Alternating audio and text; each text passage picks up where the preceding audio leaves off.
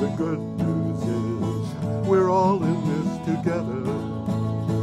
And when we see we're together, we can work things out.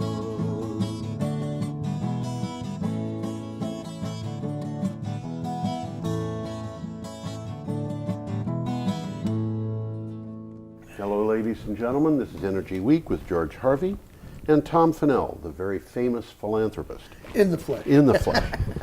We always start with the same words. Anybody who watches this show regularly is undoubtedly bored within 10 seconds of the time we start.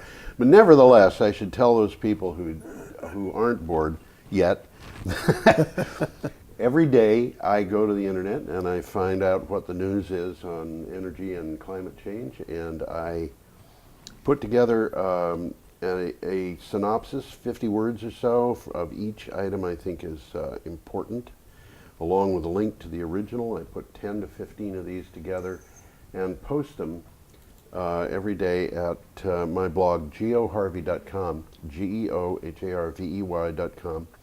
You can go there and find the stories that we talk about here, and some of them are worth finding. Some of them are worth finding. Yeah. One of the stories we have this week is astounding. The one with all the pictures? No. The second one from the end. The one from Arabia about the solar. It is. It's staggering. Unbelievable. It's staggering. And it is staggering. Anyway, you can go to geoharvey.com and we will keep you apprised of what the dates are on the stories, or we're going to try to. Stories we're reading, and so you can click on the date on the calendar or just scroll down till you find it, and it'll be one of about 15 articles on the date that you find. Well, there's one of them coming up this week that it's a fun website to visit. Yes. It's all sorts of pictures on it. Yes. You know, and videos, and Yeah. there's 43 pictures of disguised animals. Okay. Camouflaged animals. Okay. And it's fun, you know. It takes about 15 minutes, and some of them are quite obvious what's going on, but the very first one is an owl hiding in a tree. Okay. And you can't see it. It You know, blends right in with the bark. when my kids were little, and we lived over in Winchester, New Hampshire. We're going to talk about that. Yeah, we are. And but when my kids were little, and we lived on that farm near the top of a hill, my son caught a tree frog. Okay. And he was holding this thing, and my daughter thought it was, really interesting, and was looking at it and oohing and eyeing, and the thing jumped into her hair. And of course she screamed, and the tree frog jumped onto a tree, which happened to be an old sugar maple that was next to the road. These are the guys with the sticky fingers, right? Oh yeah. Yeah. They're amazing. And the tree frog jumped onto the bark of the tree and grabbed a hold of it, and I swear, I saw the frog jump. I was 2 feet from it, and I couldn't see it on the tree until I looked closely. Wow. Because it was so well camouflaged. Yeah. And it was unbelievable how hard it was. Anyway, we should get on with energy. Okay, well, we were talking about some of these articles really worth looking at. Some of them are. If I happen to notice one that I find compelling, I'll try and mention it. Okay. We're going to start off with an article on March 22nd in Clean Technica. Well, we got a picture coming We have a up picture, here. that's right. Yeah, we certainly do. There you Lo go. and behold, it's turbines. Wind turbines in the ocean. UK offshore wind targets a sector deal. We'll find out what that is in a second. That could spur 48 billion pounds in investments and 30 gigawatts by 2030. 30 gigawatts is not hay. No, it's pretty respectable. And these offshore wind turbines, that would be the equivalent of perhaps almost 20 gigawatts of nuclear power. Those offshore wind turbines are operating in capacity factors that are sometimes over 50%. They're getting good, yep. UK offshore wind industry committed to working with the government on a, quote, transformative, end quote, sector deal that would spur 48 billion pounds in new investments in the country's infrastructure and increase offshore wind capacity to 30 gigawatts by 2030. The deal is expected to reduce costs for electricity by 9%, while more than doubling industry employment. Well, I had trouble even understanding this because I didn't know what a sector deal was. Yeah. And I had to look it up. Yep. It's a public-private partnership that have yielded significant benefits for UK sectors. A Yes. sector is a part of the economy. Yeah, it's a deal Okay. between the public and the private sectors. Yeah, and supposedly they're both of them benefiting from Yeah. it. Mutual benefit. Well, a reduction of 9% in electric costs and hiring, I forget the number that was It was involved. significant. In this particular case, the sector is offshore wind energy. Yes.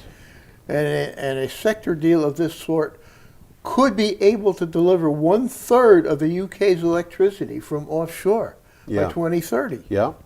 And they're probably on their way to doing exactly that. Yeah, absolutely.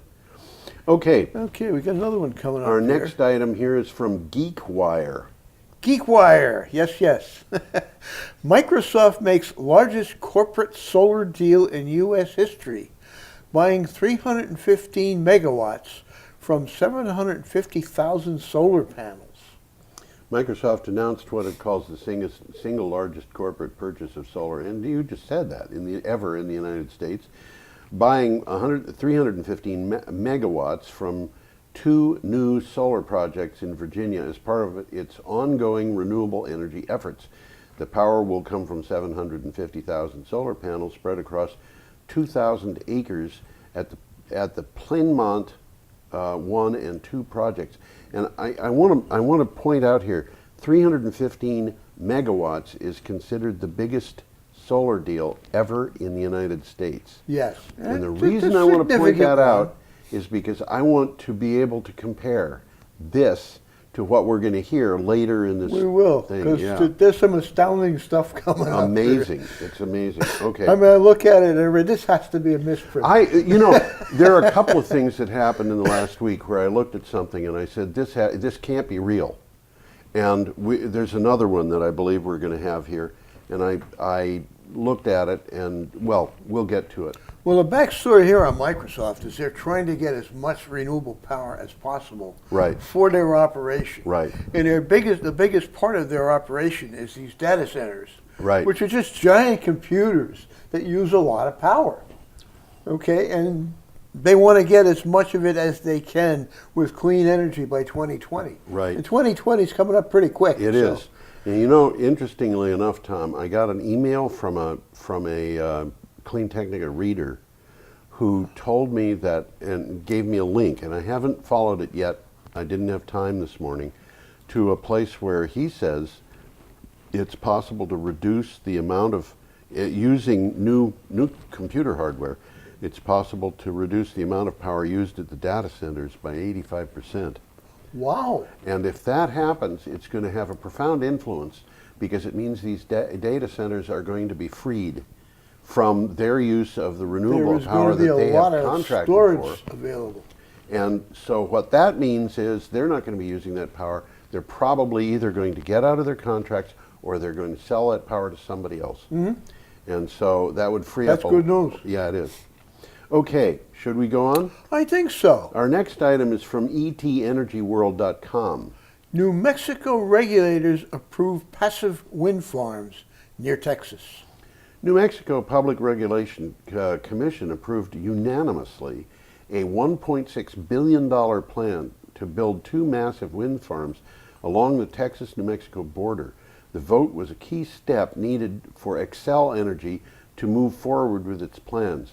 Texas regulators are expected to act on the proposal in coming weeks. Well, why this is happening is because wind has become so inexpensive in that part of the world. Yep, Texas has a lot of wind right now. it sure does. And there's a lot of wind in that area. That's why it's happening. I think Texas might, I don't know offhand, but it might have half of the built-up wind farms in the United States. Well, they got an awful lot, and it's kind got a lot of of wind. interesting considering the politics of Texas. It is indeed, and the amount of energy they get out of fossil fuels But the other thing, of course, is anything that's being done in Texas could be done in Oklahoma, Kansas, Nebraska, South Dakota, North Dakota, And Montana. as we speak, it is being done. Yeah. Money Okay. talks. Okay, we are up to Yeah. March 23rd, And we which got a is nice Friday, picture coming up and we here, have a too. picture of Cape Town at Yeah. sunset. Cape Town is supposedly a really pretty town. Yeah, well, it looks pretty Looks there. nice from here. Yeah. This is from Clean Technica. Global energy demand and carbon emissions, both of them, increase in 2017. This is an interesting technical article. If you like graphs, this is a good one. Yeah. Global energy demand increased by 2.1% in 2017, more than twice the previous year's rate. At the same time, carbon emissions increased for the first time since 2014, jumping by 1.4%. These are two key messages from the International Energy Agency's newest resource, Global Energy and CO2 Status Report 2017. So the demand is going down, but the emissions are increasing. Actually, the demand went up. Demand went up, increased by 2.1%. Yeah, right. Demand went up 2.1%. and the emissions went up emissions went up 1.4. almost as much, or Now, two-thirds as much. Before anybody gets into dismay about this, I want to point out that this business of figuring out what the carbon emissions are is not exactly precise yet. And a lot of that is because, you know, the reporting that comes from China, you have no idea. Yeah, you don't know how to lie. Same thing with India, and it's actually, you know, some countries like Russia, I'm not even sure they bother reporting. But you know, this is what the EIA says, and the EIA is, of course, always wrong. Two takeaways from here. First of all, the good news, the U.S. had an actual emissions decrease during Yes. this time. Yes.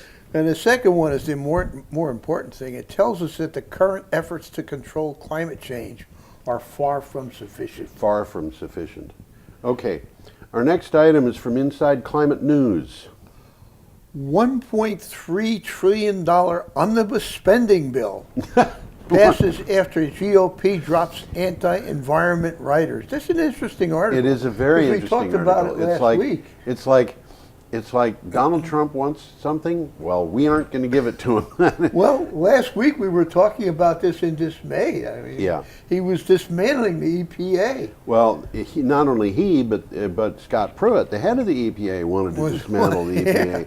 And the same thing is true of a bunch of other agencies. Congress passed a $1.3 trillion federal spending bill after Republicans, in order to get needed Democratic support, agreed to remove provisions that would have gutted environmental and campaign finance laws. Notice campaign finance laws. Yeah, they EPA buried a funding. lot of that in there. EPA funding was not reduced, and the DOE's Office of Energy Efficiency and Renewable Energy saw an increase. Trump wanted to cut this office's budget in half. Yeah. But the Republicans increased it. Go figure. Well, there's a group, well, let's call them dissident Republicans, that oppose these cuts. Yes. Rand Paul was leading them. Yes. Okay, that's the backstory here. There's something going on in the Republican Party that I think people should really understand. I don't understand. Well, but I you don't keep understand. an eye on it. They should understand that it's worth happening. watching. Yes, you know. definitely happening. And because I think what's happening here is that a lot of politicians are saying our constituents want this, and we're going to be reelected or not at the end of this year. I think that's exactly what's happening. Yeah. And I think some of them are saying, you know, if this Trumpism keeps going the way it's been going, it's going to harm us. Yes. And Absolutely. they're turning around and saying, we don't want, Absolutely. we like our jobs. Absolutely. I wrote an article, and we're not going to have it in the show today. But you know, if anybody wants to look at it, I wrote an article that was published at Clean Technica, and called "Trump is Already Losing the Tariff War." And basically, How can he win it? Yeah, he can't. There's no way he can win that war. You know, he said it's easy to win a tariff war. Yeah, it's easy for the Chinese. It's not easy for America. Yeah. In order to win a tariff war, you have to have friends who are customers. Okay, who is Trump's friend who is a customer? Russia, for one. You got to have. Well, I mean, he's expelling Russian diplomats. Yeah. You know, yeah. Okay, so maybe he's a friend he's of. just trying to. He doesn't know what he's ass. doing. He doesn't know what he's doing. No, he doesn't. Okay. Well, coming closer to home, Closer to home, Rhode Island Public Radio. Massachusetts Environmental Advocacy Group highlights state's massive offshore wind potential. They're claiming a big wind potential down there. They are. Environment Massachusetts says the state has a potential to generate more offshore wind energy than any other in the East Coast. They released a report that said if wind turbines were placed in every suitable location off the coast of Massachusetts, they would generate nearly 20 times more electricity than the state used in 2016. We've talked about this on the show already. Yes. And there's one of them that's going into, it's being built as we speak. Right. Now, what this means... Martha's Vineyard. Yeah. Yep.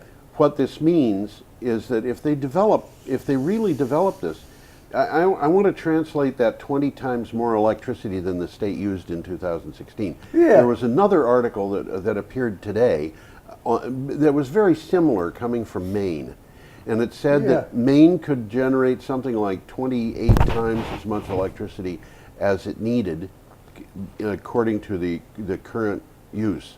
Okay. These are comparing the amount of electricity that would be generated with the amount of electricity we currently use. Yep. But it turns out that if you look at all energy, cars, home heating, Okay. electricity that's used in industry, things of that nature. If you look at all of the energy, that 28% turns out to be like 15%. I forget the exact number, but it was a number in that range of the total energy of the state of Maine. And similarly, this 20 times in Massachusetts, which uses a lot more energy than Maine, is probably translates into 10 times as much energy they need for everything. Okay. Everything that they can power by electricity, which includes all transportation, because they can use electric cars. It includes home heating and things like that, which honestly, if you build the houses right, they don't need heat. A passive house doesn't need heat, but you can retrofit houses to a fair degree. But if you do it properly, you know, you can get the heating at a very low cost through electricity. On a related thing, I heard yesterday that Northern Pass, we've talked about that. Right. That's dead. Yes. And it looks like the route through Maine is looking very likely. They actually approved that. They have actually approved that. Yesterday afternoon or evening, yes. Yeah, because yesterday morning it was pending. We will have that next week in the show. And of course, what's going on here, there's a lot of surplus power up in Canada. A lot. And there's a lot of people down around Boston that want it.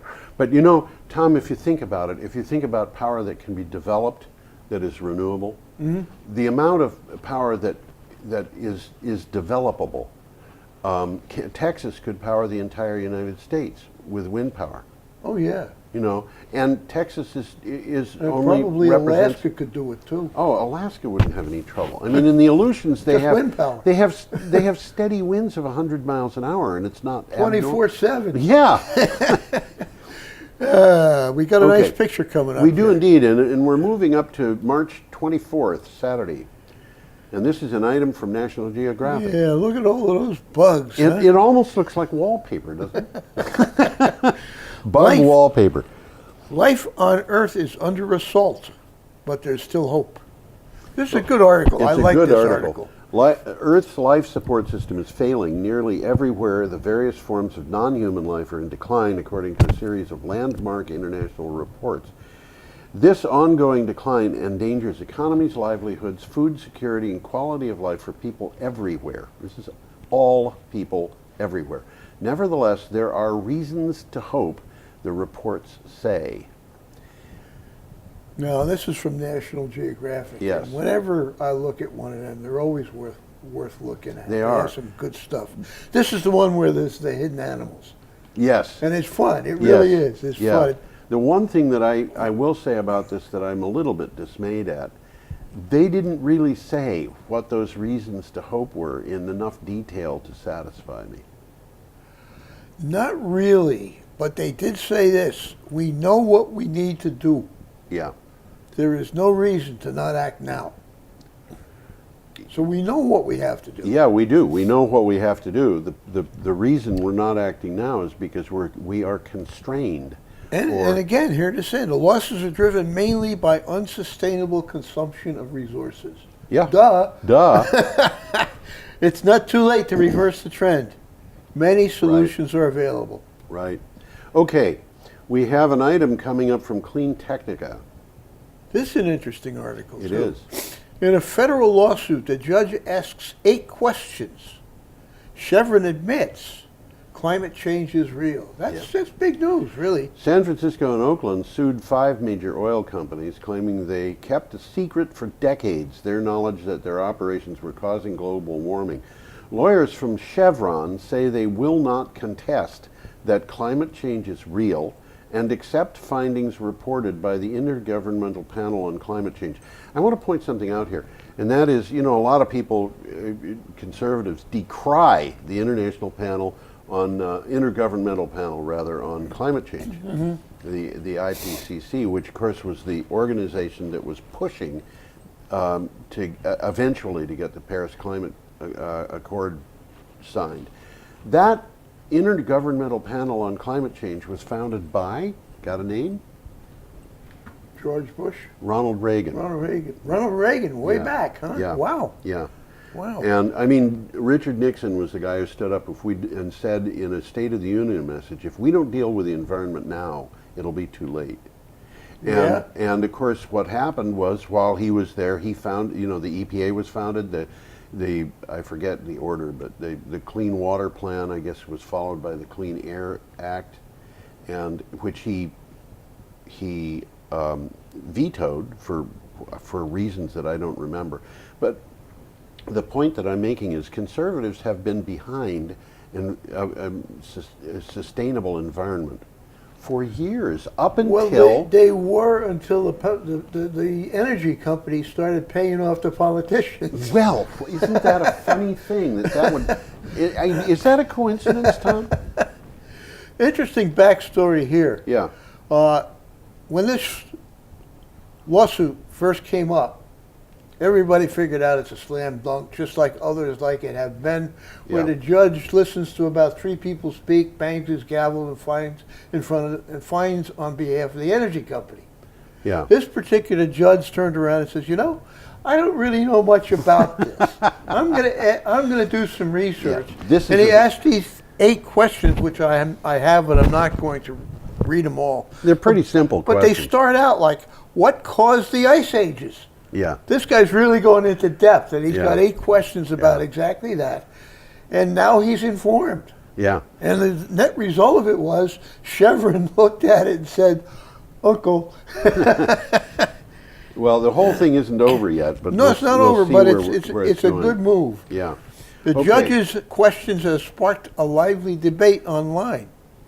Even though the defendants had not sought to make the reality of climate change an issue in this case, they are still seeking to dismiss the case on the grounds that only the EPA has the legal authority to regulate carbon dioxide emissions, which is in a total about-face of what they were saying a year ago. They were saying EPA has no authority here. Well, the EPA's authority to regulate carbon emissions has already been addressed by the Supreme Court. Yeah, that's... And, they said years ago, the EPA not only does have the authority, but is required to do it.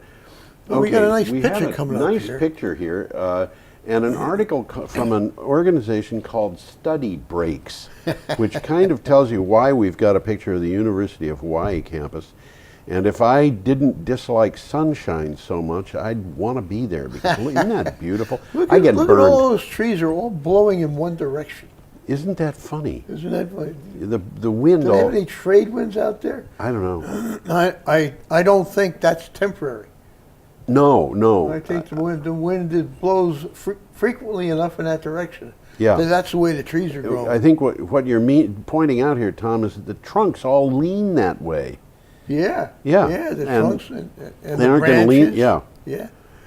Well, this is the headline. This school is trying to become the first 100% sustainable campus. Rod Cushing of Johnson Controls in North America said that the University of Hawaii Maui College would most likely be the first campus to supply 100% of its energy requirements. This is 16 years earlier than expected. The college plans to achieve this through use of on-site photovoltaic systems coupled with battery storage. Now, I want to point out... Microgrid. Yeah, microgrid. I want to point out that when they're talking about 100% of the energy requirements, what they're saying is they're going to supply 100% of not just electricity, but everything. Which means that if there's I didn't catch that, but yes, you're right. if they're going to have somebody mow that lawnmower has got to be electrically powered. If they're going to have a bus that moves from one part of the campus to another, that's got to be electrically powered. Everything they do has to be electrically powered, except for maybe Bunsen burners in the chem lab, you know. So Well, they have a lot of sunlight out there, they have a lot. so they're starting off on the right foot. Yeah.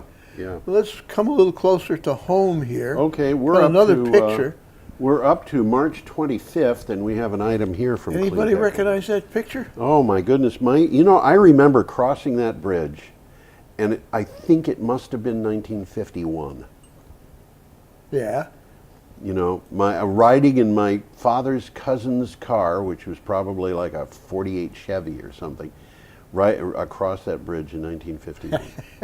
Well, you wrote the article. I wrote the article, But I admit it. besides that, it's a good article. Thank Great you. reminiscences. Thank and you. I would say to our leaders, this is a must read. The local people, anyhow, you're going to recognize it is in Clean Technica, and you can find it by just searching Clean Technica for the title, or you can find it by going to geoharvey.com and going to March 25th. Click on the calendar. But what's the title, Tom? Well, I first want to say that the bridge, that's the Ashwila covered bridge. And That it's is rather famous. That is historic New Hampshire Historic Bridge number 1. Is it really? It's a nice bridge. It's a lovely It's a bridge. beautiful bridge. I've seen it so many times. I've never gone over it. The next time I go by there, I'm going to go over it. Oh, good. Our friend Julia Ferrara lives across the Lives street. right near it, yeah. Just Yep. across the street and down a little Absolutely. bit. Okay, Watching Nature Collapse. that's the title. I remember walking out the door of my grandmother's house in New Hampshire in 1959. 3 stretches of telephone lines across the street were covered by resting barn swallows sitting about 5 inches apart. When I moved out of that house in 2004, there were no barn swallows left. Bingo. And I will tell you, the article goes into a lot of things about the fact that the mosquito population I declined. was just going to say that because I got a couple of sentences Yeah. here from it. Replaced by something we had never had before, which was Ticks. ticks, Yep. which brought with them, you'd think with a declining mosquito population, maybe there would be diseases that are carried by mosquitoes Yeah, that went there away. were. But of course, They're one of the big thing. there weren't a lot of mosquito-borne diseases in New England. Right.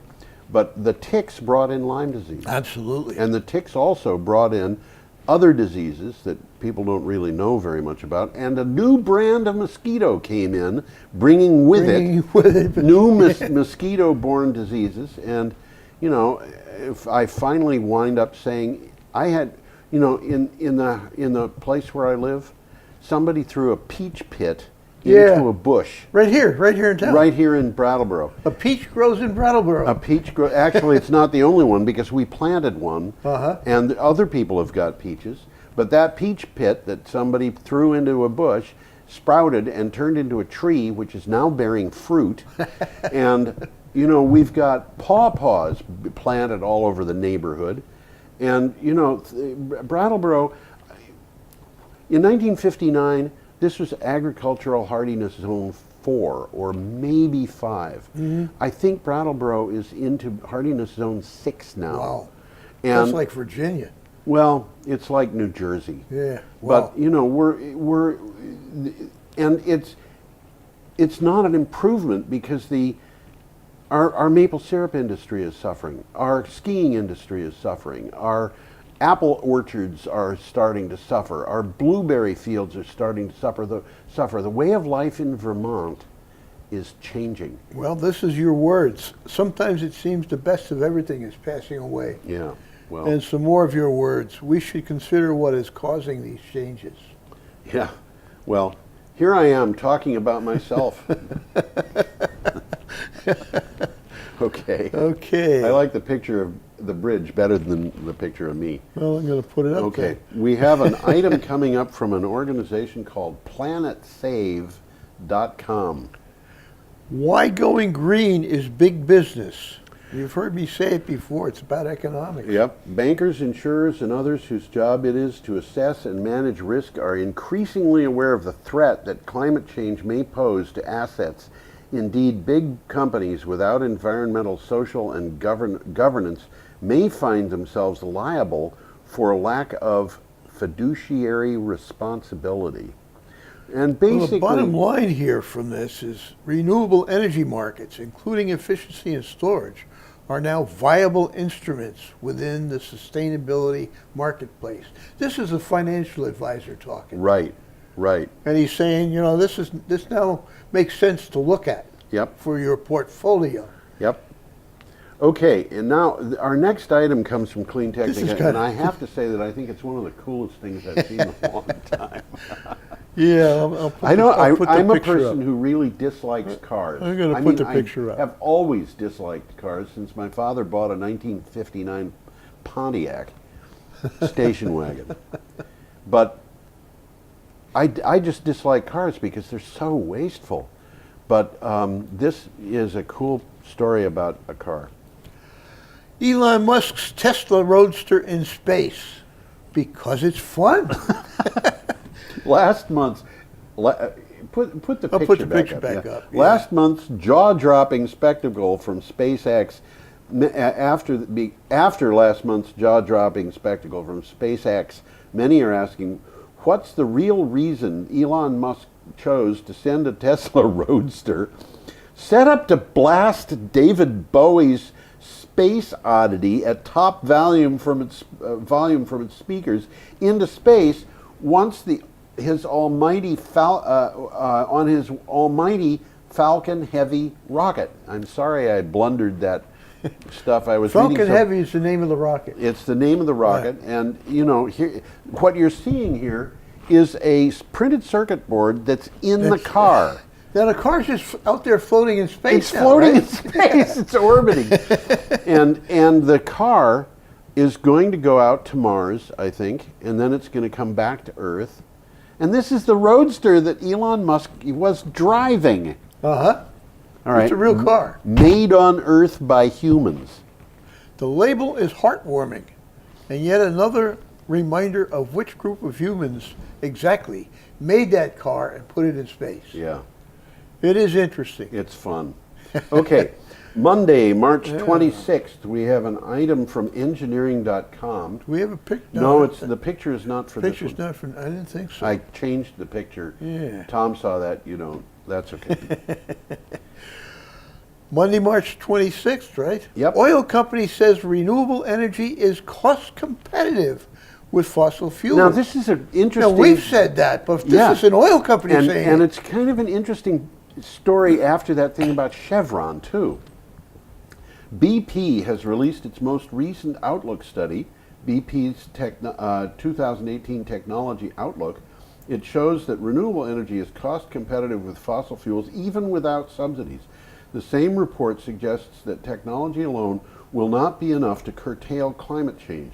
Policy changes, including carbon taxes, are also necessary, and that's BP's argument. They Yeah. want a carbon They want a tax. carbon tax. They've actually been saying that for years, but Well, it's no. it's interesting coming from them. Yeah, it is. Absolutely, it is. And Well, I'll read the takeaway from it. yeah, One thing seems clear. yeah, When a fossil fuel company proposes a carbon tax and a shift to green energy, its executives recognize the reality of climate change, and they understand that their children's future depends on more than a favorable stock portfolio. yeah. Bingo. I think if I were the child of, you know, one of the Koch brothers, I'd become a hippie, even though it's not the decade to become a hippie. And by the way, I never was a hippie, but I nevertheless. never was either. Yeah. Yeah. Okay, we've got something coming up from oilprice.com, and this is the one for Here we got that the picture.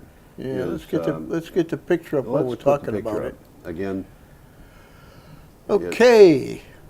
And that is an offshore oil platform. it sure is. $70 oil could spark an offshore oil boom.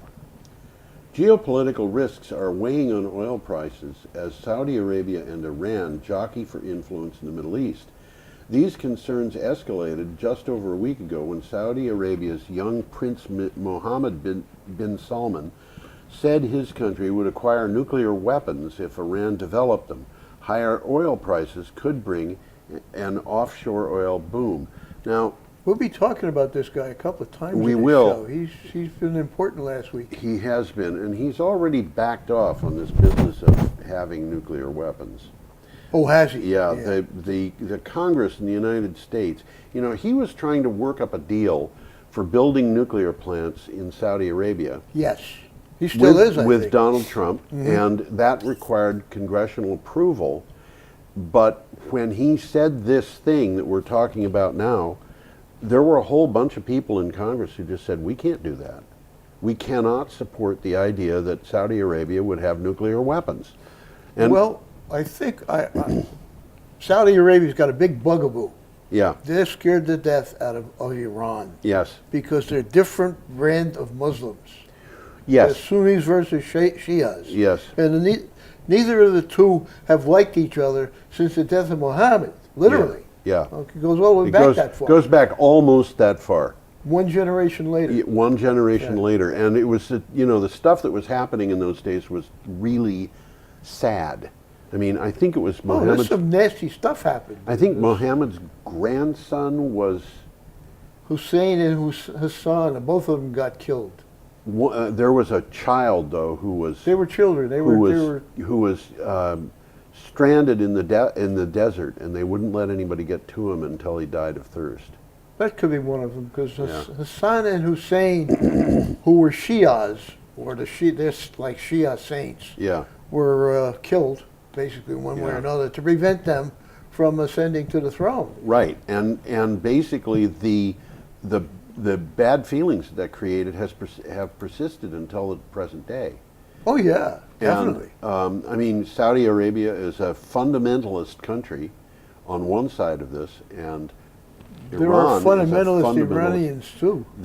Iran has got a government that's fundamentalist on the other side of it, and they are not very tolerant of each other, it appears. Although, one thing I will say is that the Saudis allow Iranian pilgrims to go to Mecca. They have to. Yeah, but they respect that. Yeah, yeah. they So- have to. By the way, the Saudis have now allowed women to drive. They've moved along a little bit, yeah. I mean, that's a biggie.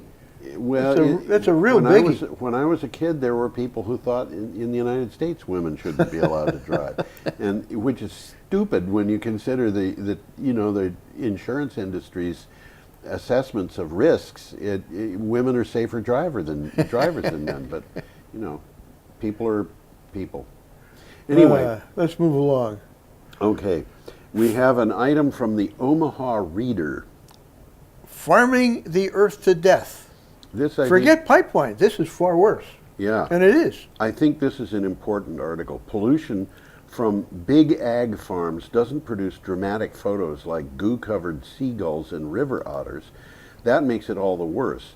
The invisibility of the poisons already dumped into our environment by industrial farming cloaks the drainage. And ethanol is the worst. It is just renewable pollution. Well, they're talking about, of course, the folly of burning carbon, Yeah. burning. What?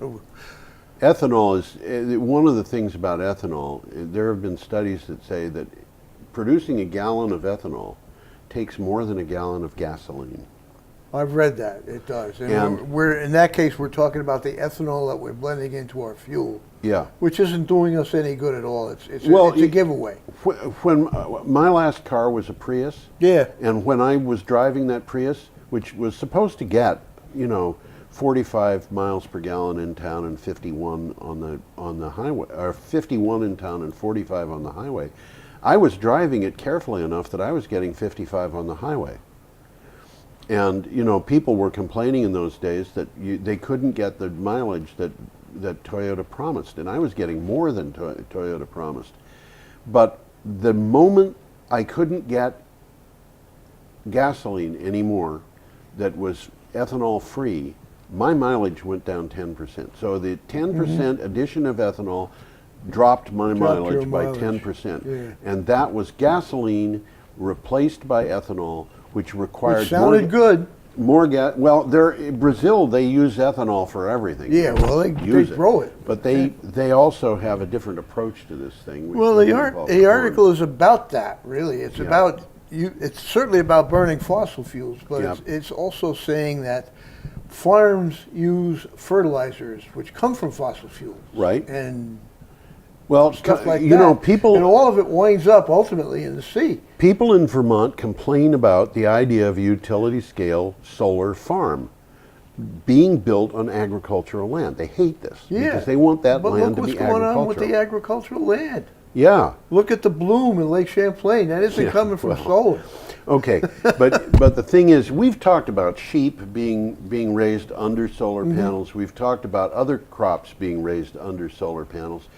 The thing that they don't realize is if you go to a person who's objecting to utility scale solar farm who lives across from a cornfield, and the farmer says, "I'm going to continue growing corn, just conventional crop, or I'm going to put in a solar farm here," people will object to the solar farm. What they don't realize is The corn the corn is terrible. GMO corn. 95% of our corn, our conventional corn, is GMO corn, which has For animals. It's not for us to eat. well, no matter who it's for to eat, it's GMO. Yeah. And it's the reason it's GMO is because they want it to be able to survive the herbicides they put on the land, Right, exactly. to prevent any other plant from growing if they can. So and they they're also put smothering out the field with herbicides, which they're are not putting good out for your health. insecticides. They're putting out fungicides. They're Yeah. putting out All and sorts of All asides. of this stuff is not good for human beings Bingo. and dogs and cats. Bingo. So you want a solar farm? It's going to be better for the environment than conventional corn. Okay.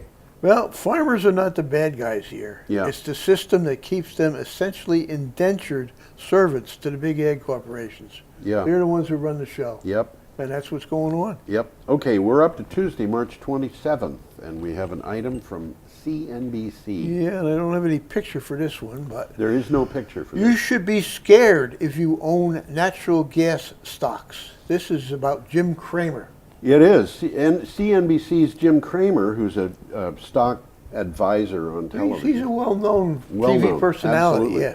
has noticed a new group becoming hated on Wall Street, hated in quotes.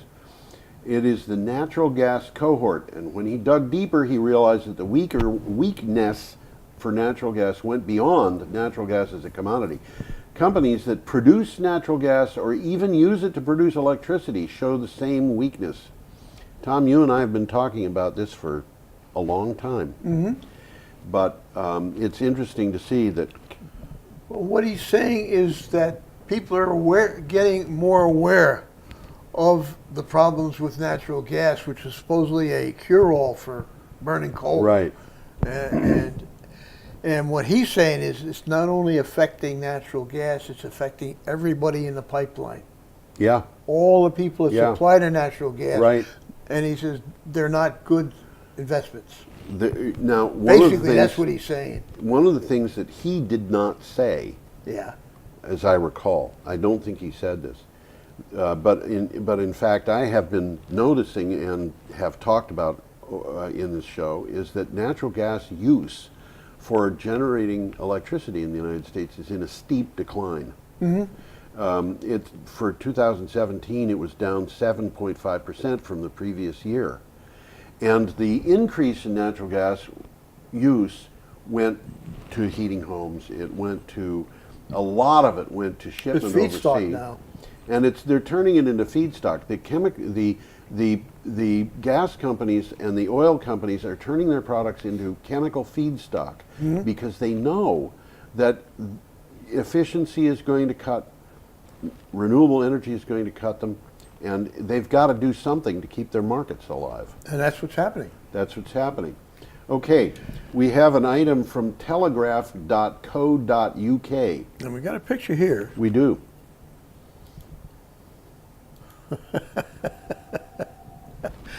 I look at pictures like this, and they're supposed to demonstrate the pollution, and there is a little bit of pollution there. Yeah. But that's mostly water. That's almost what you see there is almost entirely steam. Yep. Coming out of cooling towers. Yep. And the steam Which is could actually be cooling a nuclear, could be cooling a coal Absolutely. plant. Yeah. The cooling tower is a cooling tower. Yep. This, I believe, actually is a coal burning plant, or was a coal burning plant when the photo. I think it you're might have right. been Drax, which is the biggest was the biggest coal burning plant. I think in you're the UK. right. Anyhow, let's read about it. Yes, let's Britain's do that. power station carbon emissions dropped 25% in a year. That's good news. It is, but there's a backside to this that makes it a little bit funny. Britain has cut its power station carbon emissions by a quarter in only 12 months, according to data from the Imperial College in London. A study in the journal Nature Energy said that if the other main coal-consuming countries mirrored Britain's approach, and this is important, it could reduce global emissions by roughly a gigaton, or 3% every year.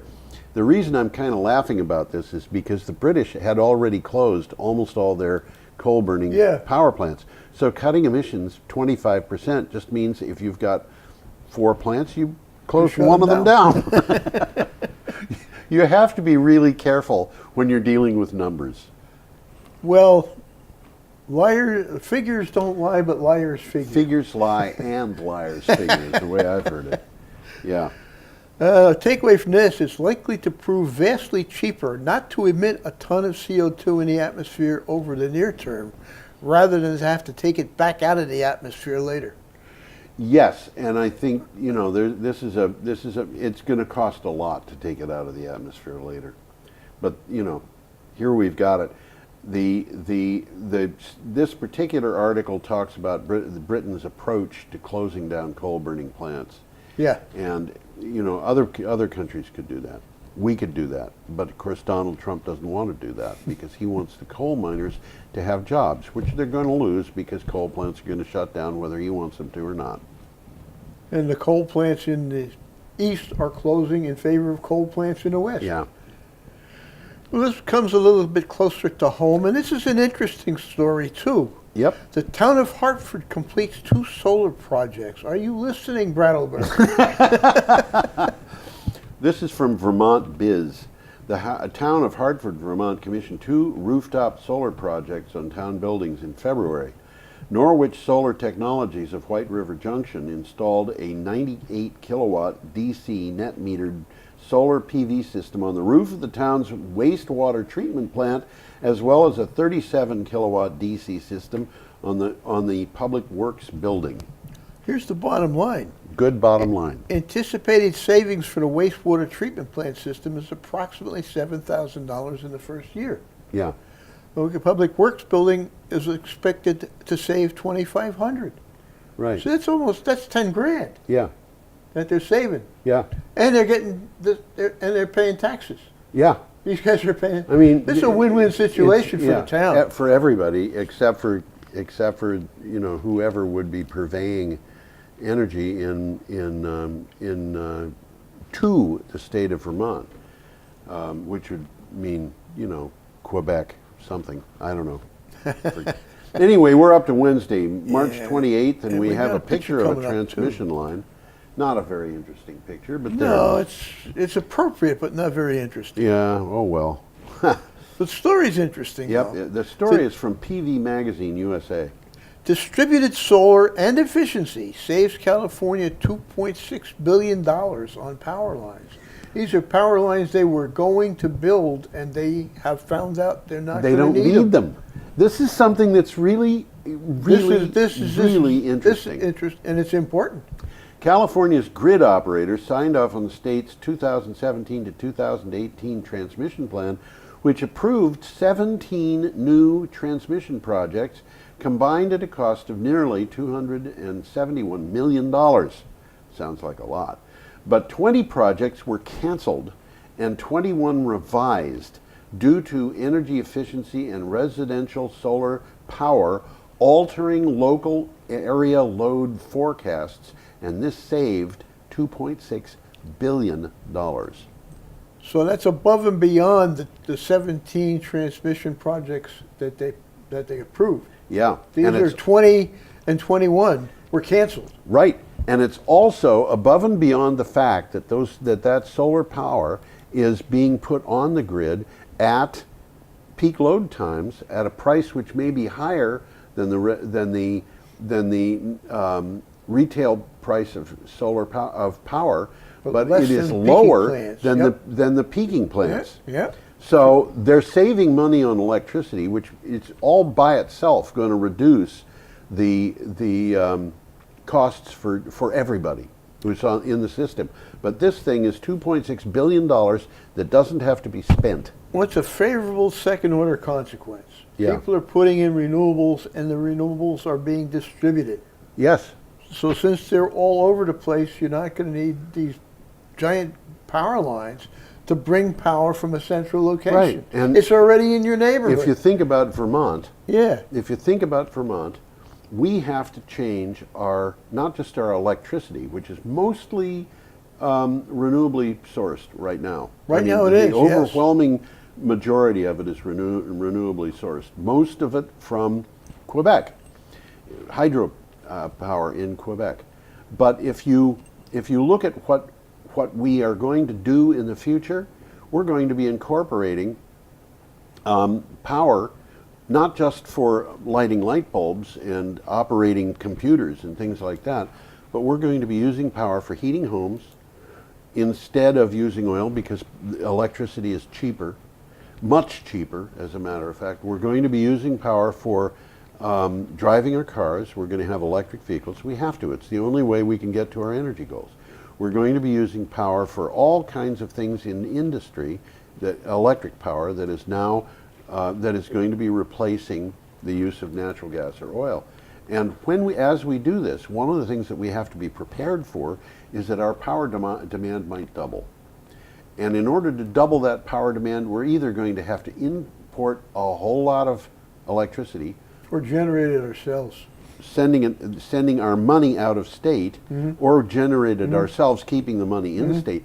But one of the things that's interesting, okay, would you like to have 40 megawatts of wind power in Windham County, or would you like to have another power line come down the full length of the state? Okay. Well, you know how I feel about power lines. Well, some people hate wind turbines. Yeah, I hate power lines. But I've never known anybody who thought that power lines were pretty. I've known a lot of people who thought wind turbines were pretty. As a matter of fact, there was a very nice article that appeared a couple of years ago where they talked to the Cornish tourists from Cornwall. Tourists who had gone to Cornwall for their vacations. Okay. And Cornwall is full of wind farms. And they said, how do you feel about the wind farms? And 90% of them said, oh, so what? And 8% of them said, yeah, I think they're attractive. Neat, huh? I'll want to come back and look at them again. 2% said they didn't want to do it. Yeah. They didn't want to look at those wind farms. So the people who hated the wind farms were outnumbered 4-1, which it was sad for the people who hated the wind farms. But by golly, from the point of view of Cornwall, they're better off with them. Yeah. So, and you know, we've talked about people in Texas who love living in wind farms. We should move on, Tom. I think we We should. have an item coming up that is really fun. Really fun, really mind-boggling. This is the one we talked about as being mind-boggling. From Bloomberg. Saudi Arabia and SoftBank plan world's largest solar project. World's largest solar project. Wow. Yeah. Now, when I read this article, Yeah. I saw that it was Bloomberg publishing this, and I said, wait a minute, this can't be. I got to look this up. I looked at it and said, this is an error. This is a typo. But I looked at it. This was actually what was said. Saudi Arabia and SoftBank Group Corp signed a memorandum of understanding to build a $200 billion solar power project. This is one project, $200 billion. That is 2 orders of magnitude larger than any project in history. 2 orders of magnitude means at least 100 times as big. At 200 gigawatts, the SoftBank project planned for the Saudi desert would be 100 times larger than the next biggest proposed development. And by the way, Bloomberg had more on this today. This price, $200 billion for 200 gigawatts, which is $1 a watt, includes battery backup. Does it really? Yeah. Wow. Well, one thing that Saudi Arabia has a lot of besides oil Yep. is sunlight. Yep. And another thing they have a lot of is land. Yep. They got a place in the southwest corner of Saudi Arabia that you call the empty quarter because it's nothing but desert. There's nothing there except. And it's about as big as Nevada. Yeah. Yeah. So they have a lot going for them. Now, they're going to be putting in nuke plants, Yes. okay? But they're also going to be putting in wind. They say they're going to be. They say they're going to put in nuke plants. Wind. Solar makes a lot more sense for Saudi Arabia. And by the way, 200 gigawatts, that's 3 times what the whole country is presently generating. Right. Okay, for their own use. Right. Because I don't think they're exporting it, and I don't think they're importing it. If they're making 70... But they are generating their power from oil. They're generating it from oil, exactly. Right. Exactly. Which is not efficient. But the thing is, But they got plenty of oil. they are planning on exporting most of that power. Well, they have to. They can't use that much power. And where are they going to export it to? Europe, I would think. Europe is probably the best choice. Yeah. And They're not going to export it to Iran. Okay, no, well, at least not today or tomorrow.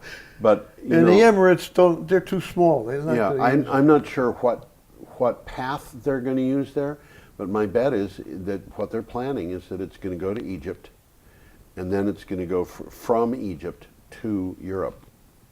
One way or another, it's heading for Europe. Yeah. That's their market. Yep.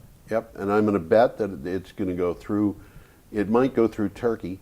It might go from Egypt to Turkey, but it would make better sense, I think, possibly. It might to go send through it from Syria Egypt and Turkey. to Libya, to Tunisia, to Italy. There's a couple of different ways. Yeah. Yeah, a couple Okay, of different we ways. should move on. Just for comparison, this is 200 gigawatts. Yeah. The total generating capacity installed in the United States as of December 31st was 1,200 gigawatts. So this is very significant. And you know what? We could do this too, believe it or not. Oh, sure we could. We've got a state as big as Nevada in Nevada, and it gets a lot of sunshine. Got a lot of land. Yeah. Okay, our last item is from the Environmental Defense Fund. Still cheaper than coal. A report on the economics of solar power in Colorado. This is kind of cool. A solicitation by Xcel Energy for new generation in Colorado produced incredibly cheap prices for renewable power with batteries. After President Trump announced a tariff on imported solar panels, Xcel gave the bidders an opportunity to refresh their bids. Xcel has reported on the updated bids. They show minimal changes. They're still incredible prices. Mm-hmm. There you go. Money talks. But again, Tom, you and I said this is what's going to happen.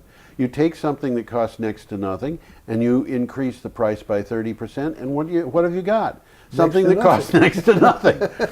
The cost of solar panels had declined much more than 30% in the preceding 2 years. So an increase of 30%, and of course, the cost of installing solar power had gone down. So the whole thing is not going to increase the cost of solar quite as much, I think, as people anticipated. By the way, we hope you have a gloriously fun week, and come back and see us next time.